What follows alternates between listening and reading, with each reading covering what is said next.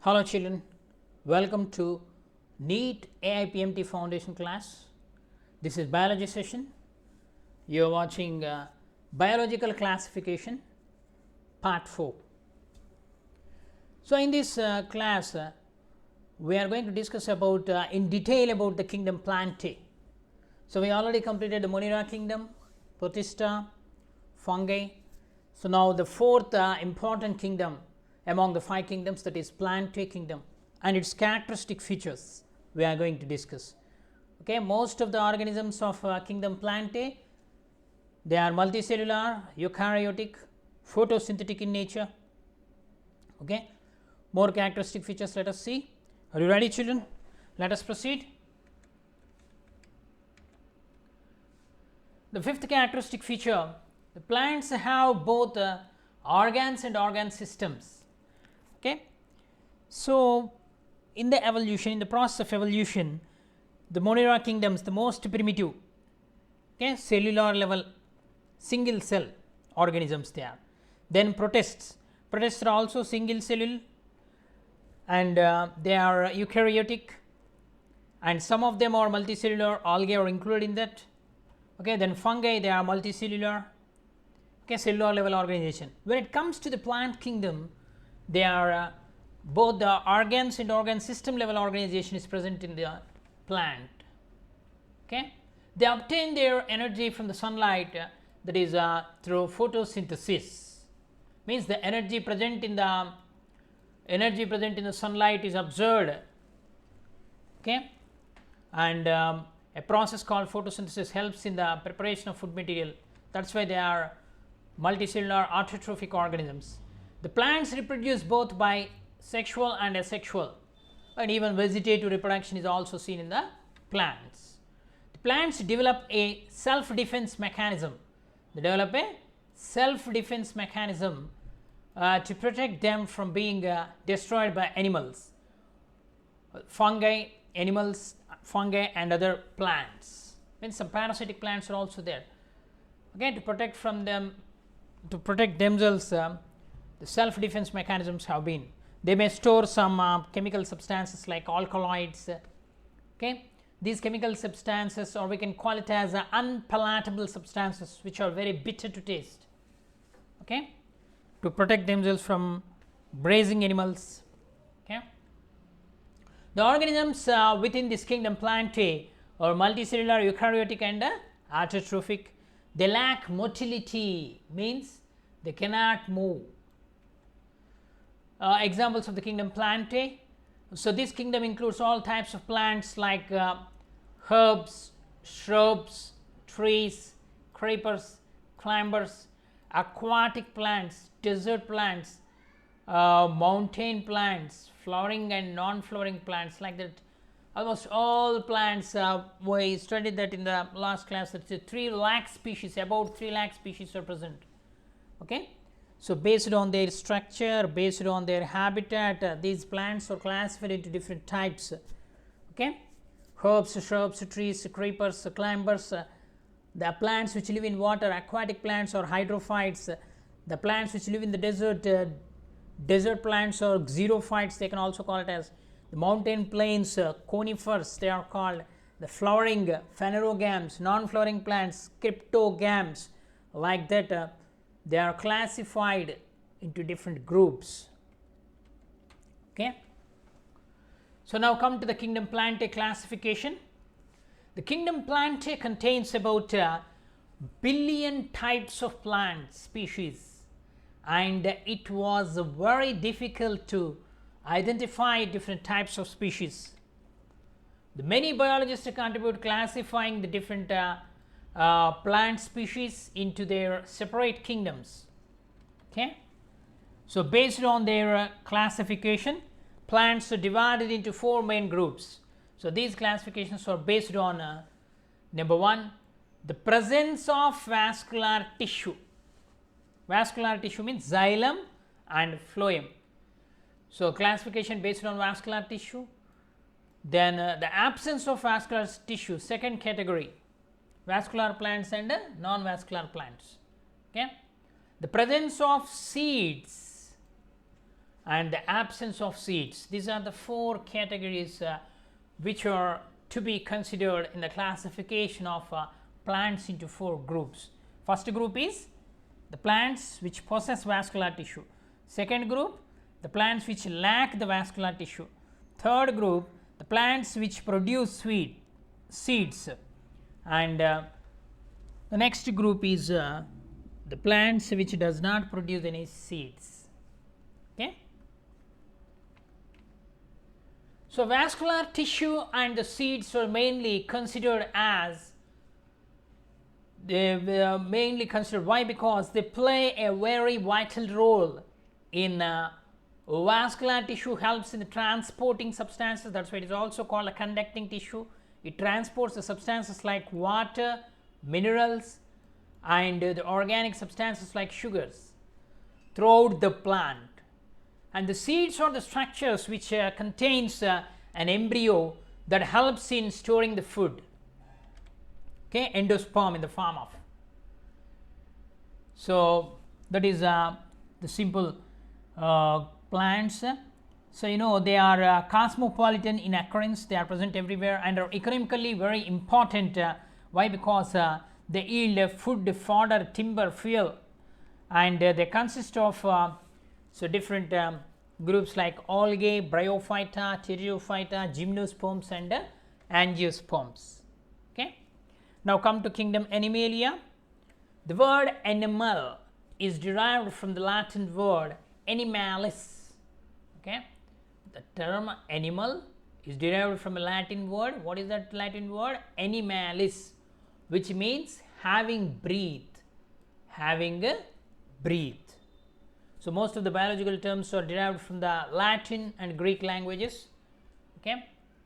So this animalis is a Latin word which means having breath. The kingdom Animalia is characterized by the eukaryotic and the heterotrophic organisms. Eukaryotic and heterotrophic organisms are included in the kingdom Animalia. They are multicellular. They lack cell wall. Cell wall is absent.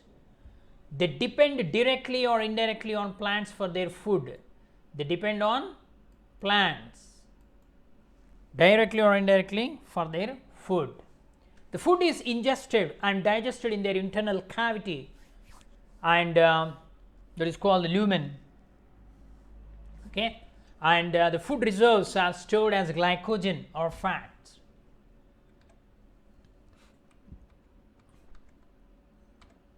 Next, the nutrition is holozoic, means which depend on the solid and particulate food materials by ingestion of the food, and the animals follow a definite growth pattern.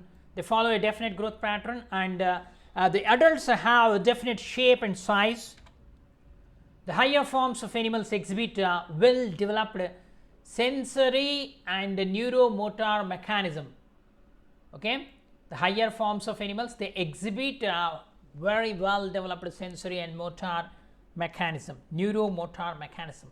The most of the animals are capable of locomotion. They show locomotion, locomotory organs. Okay. And the reproduction is by copulation of male and female, which is followed by the development of embryonic stage. Okay. They show sexual reproduction. Male and female organisms are separated. The gametes production and fusion of gametes also occur. The development in embryonic stages also we can observe in the embryology of these animals. The kingdom Animalia, some more characteristic features. Animals are eukaryotic, multicellular and heterotrophic organisms. Eukaryotic, multicellular, heterotrophic organisms, and they have multiple cells with mitochondria and they depend on other organisms for their food. Means they show cellular respiration and heterotrophic nutrition. And if you take the habitat, most of the animals inhabit seas, means aquatic habitat, and the fewer are seen in fresh water and even fewer are seen on land. Means the most abundant habitat of these animals is sea or ocean. Okay. There are around 9 to 10 million animal species, 9 to 10 million animal species that inhabit the earth.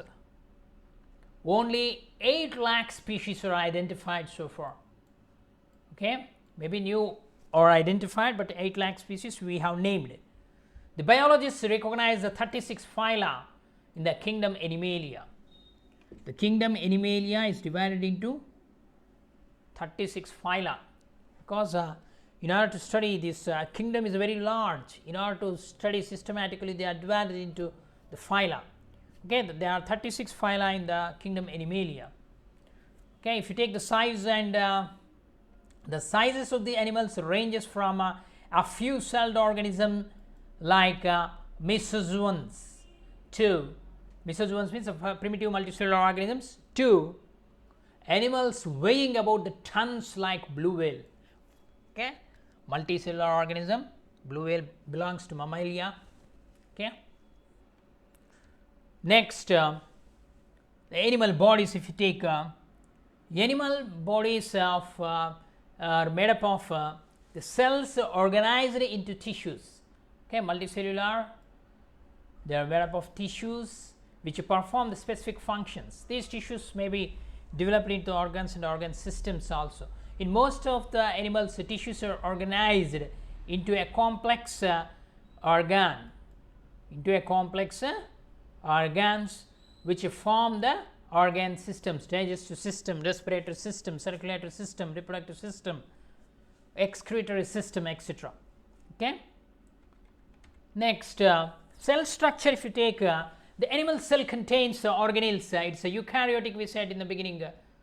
Okay, it contains cell organelles, nucleus, well developed nucleus is present, mitochondria is present, Golgi complex, ribosomes, endoplasmic reticulum, lysosomes, vacuoles, centrioles, cytoskeleton.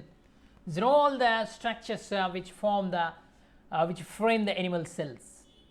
Okay, so as a cell is the structure and function unit of the living organisms, animals are also made up of cells.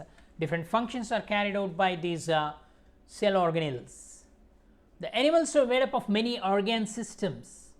They are made up of organ systems that aids in performing the specific functions that are necessary for survival of the organism, like digestion, respiration, excretion, reproduction, etc.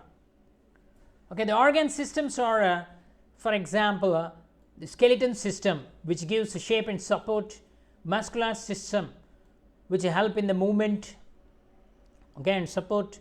The next digestive system helps in the digestion of the food materials, respiratory system helps in the process of respiration, circulatory system helps in the transport, excretory system helps in the elimination of the waste materials produced in the metabolism, reproductive system helps in the perpetuation of the race. Okay, then immune system, it protects the animal body from the infections, and endocrine system, okay, it helps in the coordination. Okay, so like that there are different systems are present in the animals. Animal body is made up of different types of systems, organ systems, which are specific in structure and function. Okay, all these systems together coordinated by nervous system or coordinated system. Then body symmetry, if you take the animal's body, most of the animals are bilaterally symmetrical, means which we can divide the animal into two equal halves in one plane, bilateral symmetrical, while the primitive animals are asymmetrical, we cannot divide them. And the cnidarians means coelenterate and echinoderms, they are radially symmetrical. They are radially symmetrical. We can cut these cnidarians and echinoderms into two halves from any angle, from any direction. They are radially symmetrical. Locomotion. Locomotion is one of the characteristic feature of the animals. Most animals have the ability to move. They show rapid movement, and when compared to the plants and other organisms, these animals unique feature is locomotion. Okay. Respiration next. Respiration, it is a gaseous exchange of taking in oxygen and giving out of carbon dioxide This is the physical respiration, where the exchange of gases takes place in the respiratory organ. So, this process takes place in the organs of respiration like lungs, gills, book lungs and lung books, and some animals even skin is also used for respiration. Okay. Digestion is another important characteristic feature of the animals. Animals ingest the food first, take in the food, and the digestion takes place in the internal cavity, like the digestive system in animals, that is called extracellular digestion, whereas in primitive animals the digestion takes place in the food vacuoles. It is called intracellular digestion. Within the cell, in the food vacuoles, the digestion of the food takes place. In order to undergo this digestion and respiration, these are physiological processes which involve the participation of several enzymes. Okay. The nervous system or coordinate system. The nervous system or sensory mechanism and the coordination of organ systems is carried out by the nervous system, and in animals this nervous system comprises of nerve ganglions or brain, spinal cord and the nerves. Okay. Next, the circulatory system, it is also called transport system. The distribution of the nutrients, exchange of gases and the removal of waste takes place with the help of this circulatory system. Okay, after the digestion process, the digested food materials are supplied to the entire body through this circulatory system, and the metabolic waste which are produced are carried to the excretory organs for the process of excretion, and even this circulatory system helps in the exchange of gases. The oxygen which combines with the blood is carried to the cells for cellular respiration. Okay, this system comprises of heart, blood vessels and the blood in higher animals. Okay, in lower animals sometimes the sinuses may be present, okay, in which the blood flows. Okay. Next characteristic feature, excretory system. The excretory system is nothing but the system which helps in the removal of waste. Removal of metabolic waste is called as excretion. The system involved is called as excretory system. In higher animals, kidneys are the excretory organs. Okay, in lower animals, by diffusion it may occur. In some primitive animals, flame cells, okay, and green gland, like that. So, different group of animals shows different types of excretory organs, but in higher animals, kidneys are the major excretory organs. Then skeleton system. The skeleton system is the system supporting system which support the and also protect the internal organs by the skeleton system. Okay, it is made up of bones, the muscles. Okay, muscular system is also supporting the skeleton system in the process of locomotion.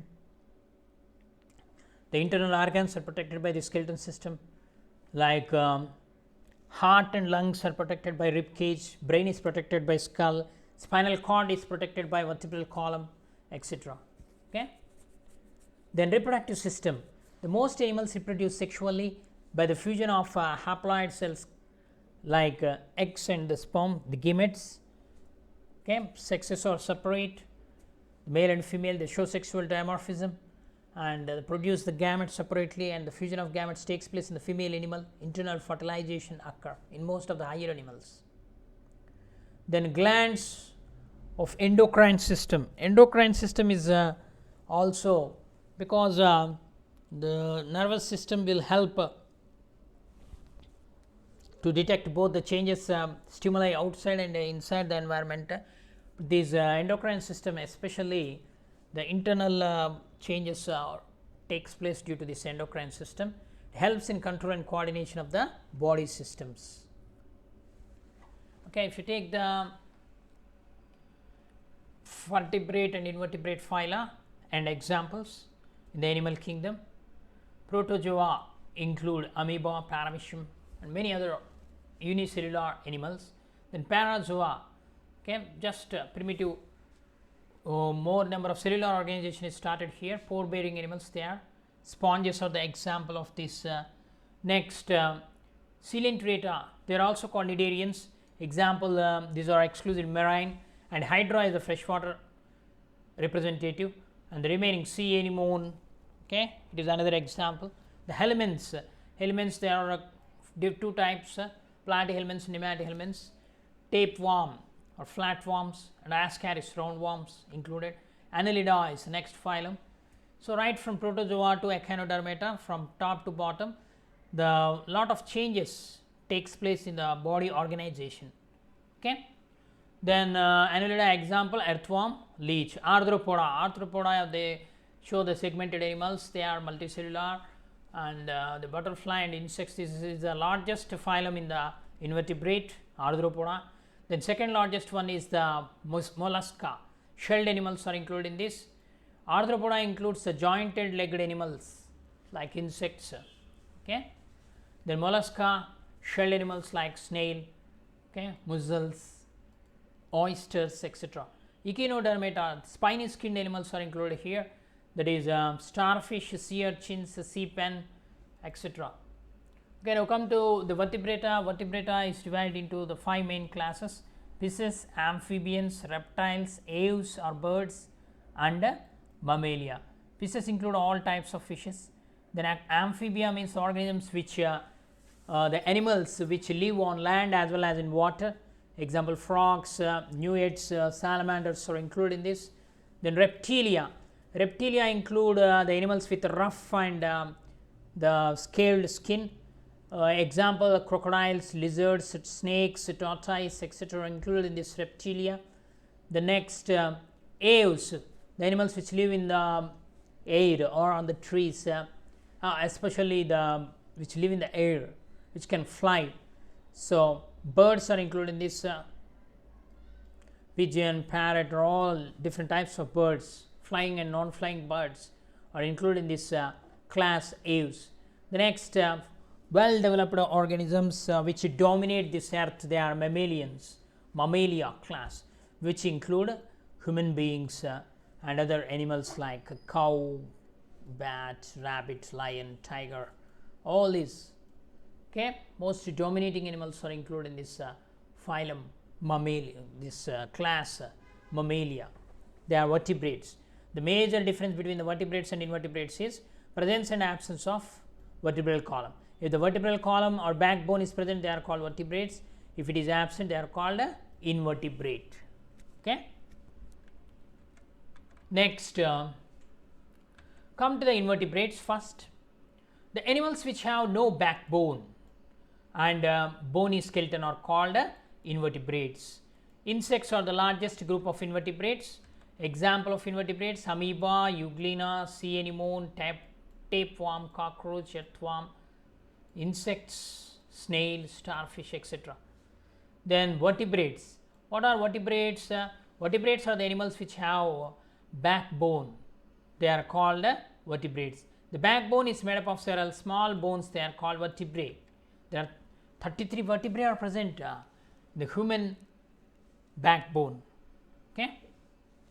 So, example, the fishes, frogs, toads, snake, lizard, birds, monkey, cow, cat, kangaroo, elephant, and human beings are also included in this vertebrata.